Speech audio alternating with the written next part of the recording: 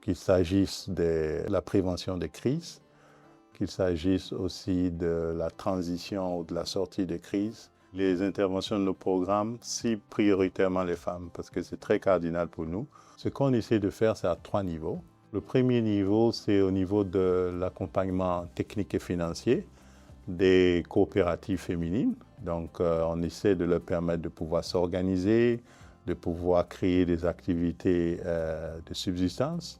Donc, ça va leur permettre de pouvoir avoir des moyens de subsistance pour s'occuper de leur famille. Ces interventions-là sont basées sur les demandes exprimées localement et les bénéficiaires qui ont un grand mot à dire dans la conception et la formulation de l'offre.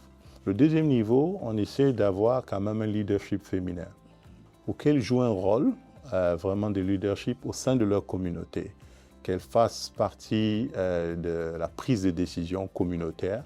Et le troisième élément, c'est les cash for work, qui sont des moyens de subsistance. Et la plupart des bénéficiaires de ces cash for work sont les femmes.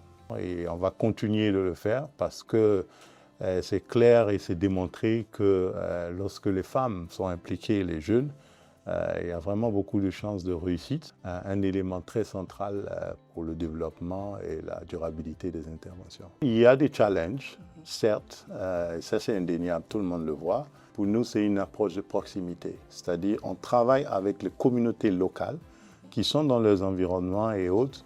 Donc ça facilite aussi lorsqu'il y a la crise et il y a des difficultés d'accès dans ces différents trucs.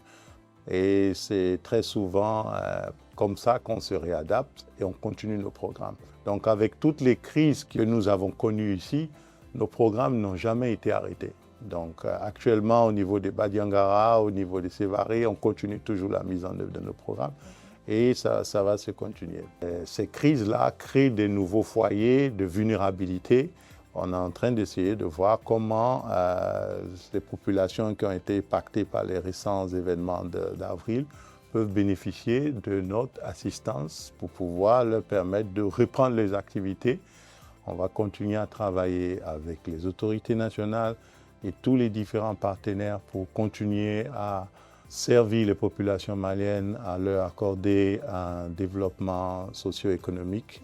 Et on espère que le Mali va retrouver une paix durable et aussi un développement économique prospère sur le long terme.